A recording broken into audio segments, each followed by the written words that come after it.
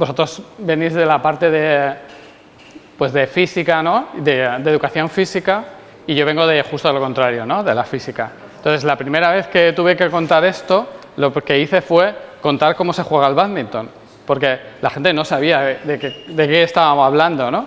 Entonces, lo primero dije, mira, se juega con una raqueta como esta y se juega con un volante como este, y hay que darle de determinada manera, ¿no? Y, o sea, la gente no sabía cómo se jugaba el bádminton ni qué se jugaba el bádminton, a pesar de que tenemos una campeona mundial y una campeona olímpica, ¿no? De Huelva, por supuesto. ¿De acuerdo? Bueno, sí, hay que hacer patria. Ese volante no me lo perdáis, que lo pillé yo en el europeo. Ese es de los buenos, es de los de verdad. Ya sabía yo, no tenía que haber dicho que era de los buenos. Pues nada, bueno, el título era un poco pretencioso, ¿no? Porque ¿puede la física estadística ayudar a ganar una medalla olímpica en bádminton? Bueno, en realidad, si no tuviésemos a Carolina Marín, pues eso sería imposible, ¿vale? O sea, no podríamos hacer. Ella es la que realmente gana la medalla y nosotros lo único que hacemos es decimos alguna cosa que a lo mejor les puede servir, ¿vale? O sea, que era muy pretencioso, pero bueno, era para atraeros un poco a todo esto. Bueno, eso ya os he contado de cómo funciona la raqueta y eso. Y todo esto empezó básicamente porque Miguel y Fernando Rivas, bueno, Miguel dirige la tesis de Fernando Rivas, que es una tesis de alto rendimiento en bádminton tanto masculino como femenino. Miguel trabaja con Javi Buldú en cosas de fútbol tal, y de repente hacen una publicación de bádminton y yo juego mucho al bádminton. Bueno, de amateur, pero juego mucho al bádminton, me encanta jugar al bádminton.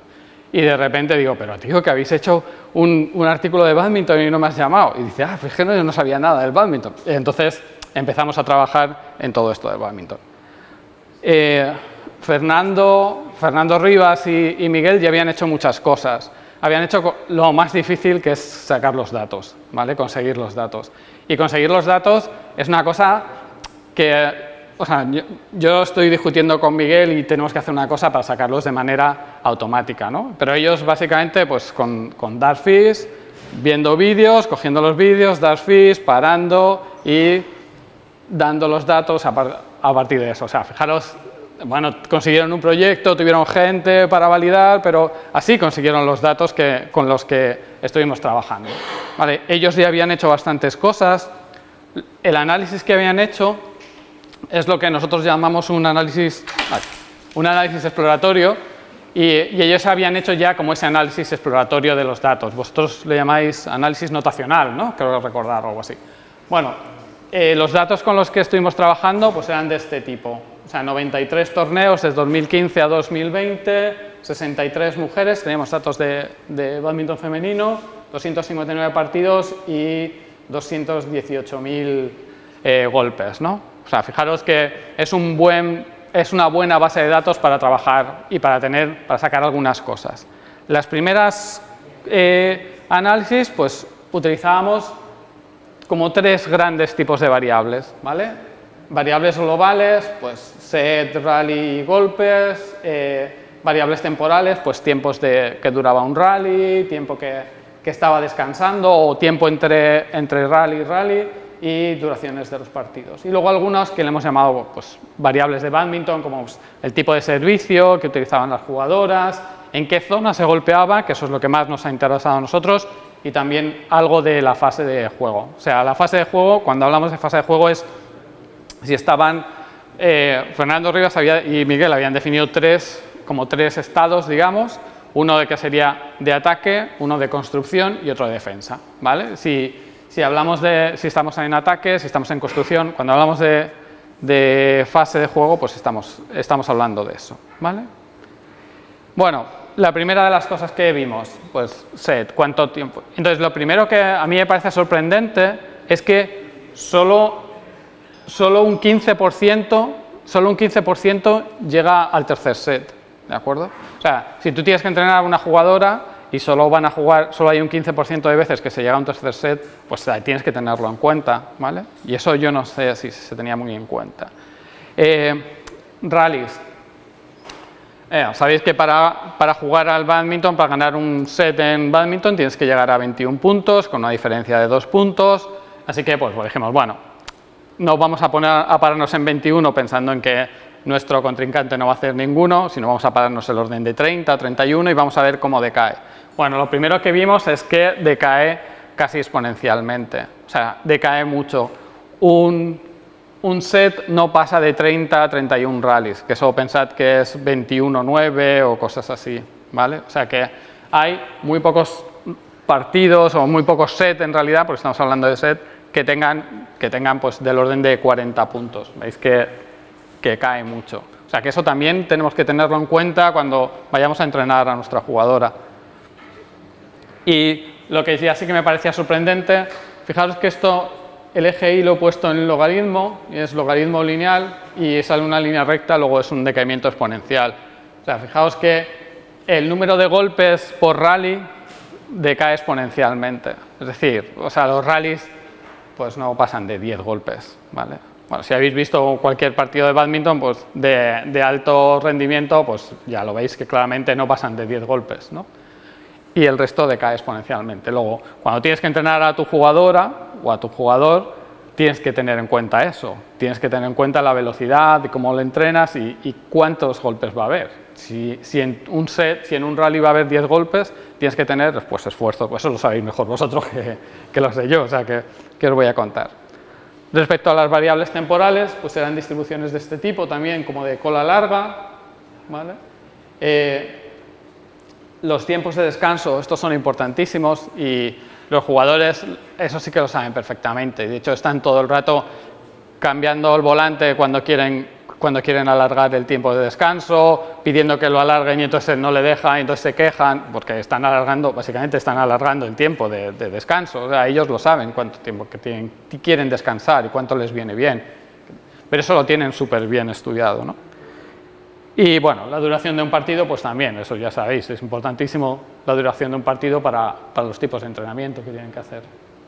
Bueno, más cosas estuvimos estudiando, tipos de servicio con la zona, y tipos de saque, y si estaban en construcción, en defensa, bueno, pues mucho tiempo en defensa y cosas así, ¿no? Pero bueno, eso se parece bastante a lo que uno esperaría del bádminton. Pero nosotros queríamos trabajar en cosas un poco diferentes, ¿no? ¿Qué podemos aportar nosotros, que somos físicos, que trabajamos en física estadística, para el bádminton? Entonces, lo primero que decidimos fue trabajar en zonas de golpeo, ¿vale? Normalmente en bádminton se juega por zonas de golpeo. La 1, 2, 3, 4 pues son las que están cerca de la red, 5, 6, 7 y 8 son las que están en el medio, y 9, 10, 11 y 12 pues de fondo de pista, ¿vale? Entonces, lo primero que dijimos, pues vamos a estudiar desde dónde se golpea en el bádminton, cómo se juega. ¿Habéis jugado al bádminton? Más o menos a nivel amateur, ¿sí? ¿Cómo se juega al bádminton? ¿Cómo diríais que se juega al bádminton? No te he oído. A las 4 esquinas. El bádminton se juega a las 4 esquinas, ¿no? Entonces dijimos, bueno, vamos a ver si eso es verdad. Y entonces, pues sí. O sea, hasta en alto rendimiento se juega a las 4 esquinas, ¿no? O sea, si habéis jugado algún torneo de bádminton así, yo sí juego torneos de bádminton de cutres, de amateur, vamos, y si habéis jugado, cuando te toca a alguien que tiene bastante más nivel que tú ya te ves corriendo a las 4 esquinas desesperado y el otro en el centro moviéndote, así. Bueno, pues sí, eso es lo que se juega en bádminton, pero en alto rendimiento, ¿eh? Pensad que son gente que está jugando en alto, el top, ¿vale? Pues juegan a 4 esquinas. Y fijaos que las zonas que están intermedias, las zonas del medio son muy poco visitadas, ¿vale? Se golpea muy poco desde esas zonas, salvo las 6 y las 7, pero las 6 y las 7 es de donde se saca. O sea que en cada rally tenemos un golpe de 6 o de 7, si es par o impar. O sea que fijaros que ni aún así consiguen ser de las más visitadas, ¿no? O sea que lo que está claro es que se juega las 4 esquinas. Bueno, con eso en la cabeza dijimos, pues vamos a hacer un mapa de calor. Teníamos las posiciones de golpeo, no tanto de las zonas, sino las posiciones X e Y de golpeo, y entonces estudiamos los mapas de calor, de golpeo, ¿vale? De dónde se golpeaba. Fijaos que aquí os enseño, hicimos una cosa un poco más elaborada, y es, no vamos a estudiar solo las zonas de golpeo, sino que también vamos a estudiar las zonas de golpeo en un punto ganador, ¿vale? Lo que os enseño aquí son zonas de golpeo de puntos ganadores.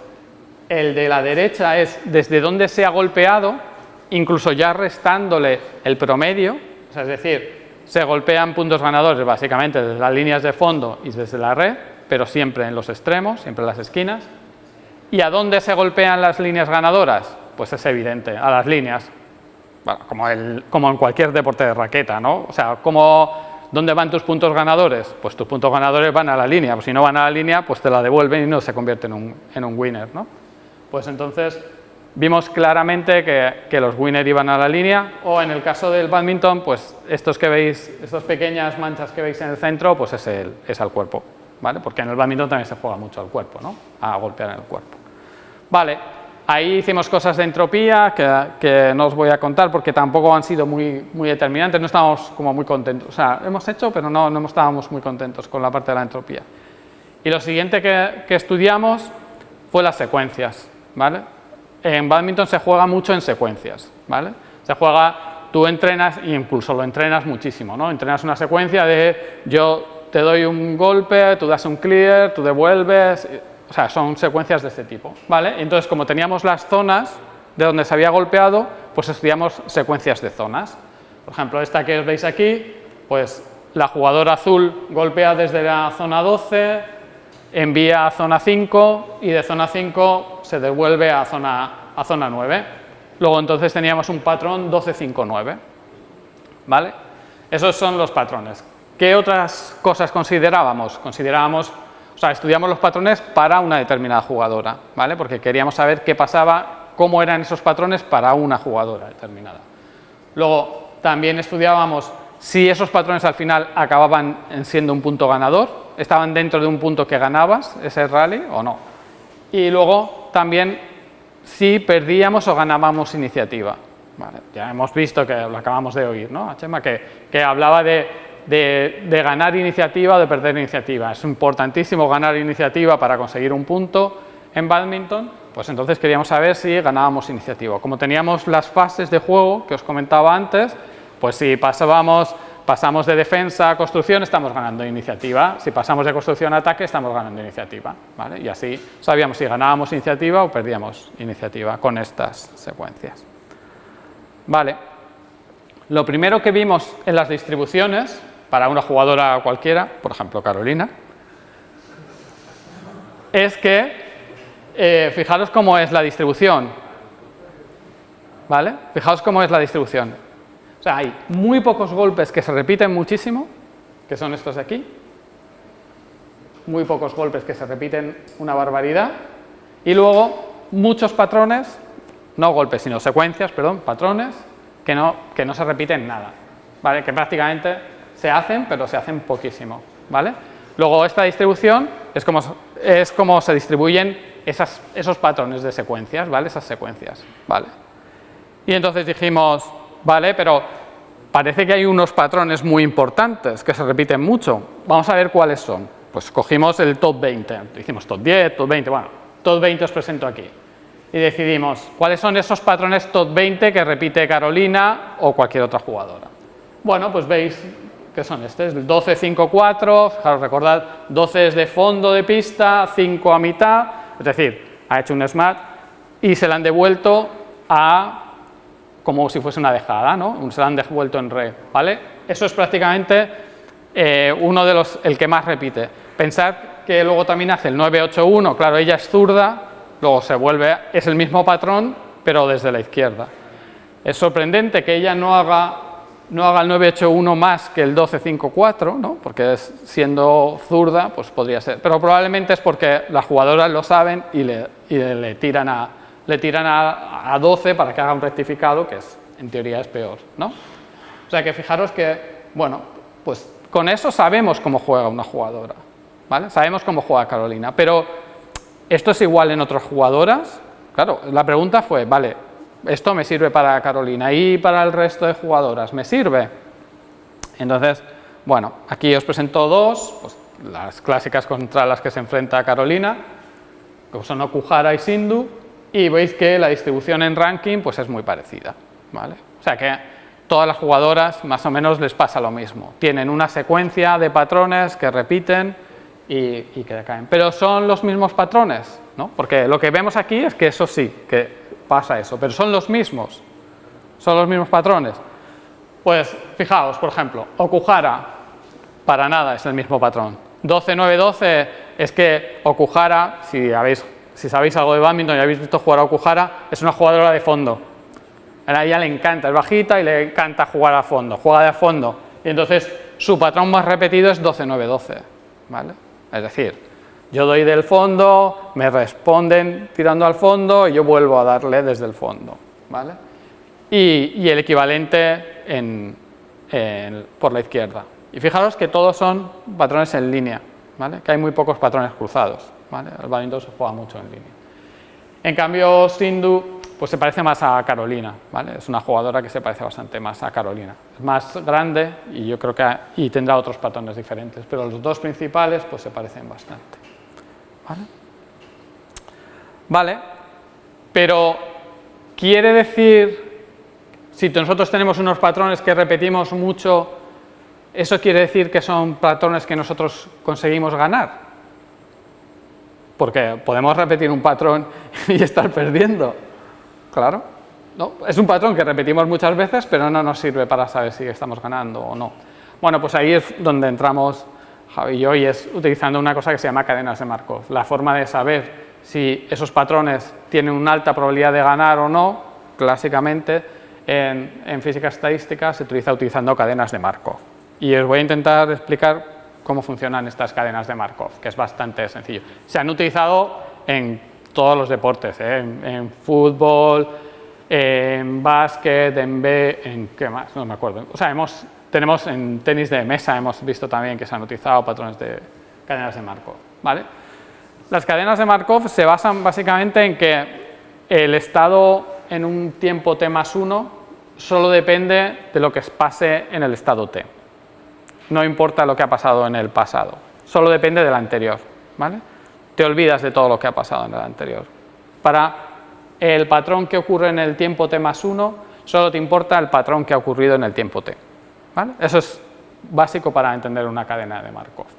¿Y cómo funciona? Lo que estudiamos son transiciones de estados. Tú estás en un estado, pues yo he hecho la secuencia 1, 1, 1, ¿vale? Y al siguiente voy a hacer la secuencia 1, 1, 2, ¿vale? Y entonces lo que quieres saber es cuál es la probabilidad de pasar a ese estado. Bueno, pues esto lo que hacemos es calculamos esta matriz, que le llamamos una matriz de transición, y lo que estudiamos en esta matriz son, yo tengo una secuencia, la 1, 1, 1. ¿Cuál es la probabilidad de pasar a una secuencia, bueno, en este caso sería la misma, la 1, 1, 1, o que la secuencia que viene después sea la 1, 1, 2? Bueno, como tengo todos los patrones, tengo todas las secuencias, pues voy calculando las probabilidades de que pase eso, ¿vale? Y con eso hago esa matriz, ¿vale? Y además veo si el patrón que estoy estudiando, por ejemplo el patrón 1, ha acabado ganando ese punto ha ganado al final, ¿vale? Y entonces con eso tenemos dos estados en esa matriz de transacción que le llamamos absorbentes, que son ganar o perder, y es decir, que cualquier rally vas a acabar o ganando o perdiendo. Y entonces se pone esa columna ahí de ceros, ceros, ceros y 1 si es win-win y 1 en perder, perder, ¿vale? Así es como se calcula la matriz de transición. Fijaos que lo único que estoy haciendo es cuál es la probabilidad de pasar de un estado, en este caso es una secuencia de golpes, de pasar de la secuencia 1, 1, 1 a pasar a la secuencia 1, 1, 2, que la siguiente secuencia sea esa, 1, 1, 2. Yo puedo calcular las probabilidades y las meto ahí todas. Vale, pues si hacemos eso, lo que ocurre es que yo puedo saber cómo va a ser el estado t más 1 partiendo del estado t. Pero si quiero saber qué pasa en el estado t más 2, pues será lo mismo, matriz de transición por el estado t más 1. Pero el estado t más 1 era la matriz A por el estado t, ¿vale? Luego es A cuadrado por el estado t. Es decir, que yo puedo saber, al final, si yo multiplico esa matriz de transición muchas veces entre ellas, es decir, la elevo a una potencia n, con eso me va a dar cuál es la probabilidad de ganar o de perder, ¿vale? Ya sé que a estas horas que son las 6, todos los mundo diría, joder, qué coñazo estas transiciones. Pero básicamente la idea que quiero que entendáis es que yo voy a saber si esa secuencia tiene una determinada probabilidad de ganar o una determinada probabilidad de perder. Y es una cosa bastante sencilla, o sea, fijaos que se puede hacer fácilmente. ¿vale? Yo multiplico, en teoría, n veces, que es muy grande, básicamente hasta que consigamos que todo lo que se nos queda ahí en el medio son ceros, y como todos tienen que acabar en su estado absorbente, pues me van a ir a unas determinadas probabilidades de ganar y las contrarias a perder para que sumen 1, ¿vale? O sea que yo ya tengo esas probabilidades de ganar de mis patrones que estaba estudiando antes, ¿vale? Eso era lo que quería hacer, calcular cuál es la probabilidad de ganar con esos patrones. Bueno, y entonces me voy a lo que tenía antes, me voy a mi top 20 de patrones y veo si en realidad esos patrones me han servido para ganar o no me han servido para ganar, aunque se repitan muchas veces. Y bueno, pues esto es lo que obteníamos, ¿vale? Fijaros que hay patrones que se repiten bastante, estos son los mismos de antes, los 20 de antes, que sí que nos hacen ganar, ¿vale? Por ejemplo, a Carolina, el 1254, bueno, pues es bastante bueno, pero el 981 es bastante mejor, claro. Ya es zurda, pues probablemente le va mucho mejor que todo vaya ocurriendo por la izquierda, ¿vale? Y en cambio, pues hay patrones que aunque repite muchas veces, pues pierde, fijaros. 1981, pues también es un patrón malo para ella y que además le da muy poca probabilidad de ganar, ¿vale? Luego entonces, claro, ¿esto le sirve al entrenador? Pues sí, le sirve, porque sabe los patrones que está haciendo, ella sabe qué patrones está haciendo y además sabe con qué probabilidad al final eso le acaba resultando una buena secuencia y por tanto no tiene que hacerla o no tiene que hacerla, tiene que cambiar y no repetir esa secuencia, ¿vale? Y claro, pero no solo, también podemos estudiar a los contrincantes, ¿no? Podemos estudiar a los que se enfrentan a Carolina, ¿vale? Y vemos que, por ejemplo, Kuhara, que como ya os decía, es una jugadora bajita y de fondo, pues el 9-12-9 es un patrón que ella repite, pero además sabe que es ganador. Pero, fijaos, el patrón que le hace perder muchas veces es el 9-12-5.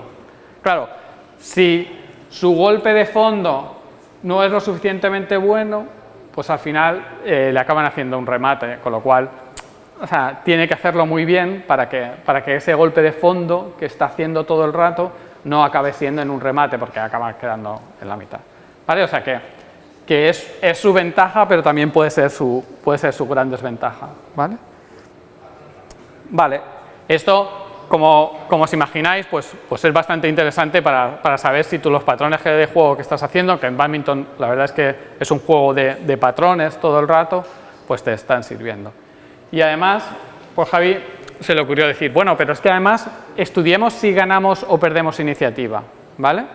Y entonces, aquí está la probabilidad de ganar, aquí está el 50% que os estaba enseñando antes, y aquí está calculado si ganamos o si perdemos iniciativa, ¿vale? El 0 es que ni ganamos ni perdemos iniciativa, valores positivos es que estamos ganando iniciativa y valores negativos que estamos perdiendo iniciativa. Vale, estos golpes de aquí, que son de Carolina, bueno, Carolina es una ganadora, ¿vale? Y entonces, pues tiene muchos patrones en los que son ganadores y que además ha ganado iniciativa, ¿vale? Esto es lo lógico, estás ganando iniciativa, pues es fácil que esto sea un patrón ganador. Y hay algunos, pero algunos que repite mucho, porque fijaros que el tamaño del círculo es cuánto se repite, hay patrones que le hacen perder iniciativa y que al final le hacen perder el punto, ¿vale? Este de aquí, por ejemplo, pues es uno muy malo, que debería intentar no jugar, ¿no? Y luego los raros son un poco estos, ¿no? Que son patrones que, aunque pierdes iniciativa, ¿vale? Pero al final acabas ganando el punto. Es decir, te puede compensar no ganar iniciativa o incluso perder iniciativa, pero al final sabes que puedes ganar el punto, ¿vale? Por cómo juegas, por cómo eres, en fin, por un montón de cosas, ¿vale? Y entonces, pues eso es lo último que hemos hecho. Y yo creo que ya nada más que agradecer a mis compañeros de dobles de este partido que son Fernando y Miguel Ángel y claro, y Javi, que luego os hablará, ¿vale? Y más o menos esto era lo que os quería contar.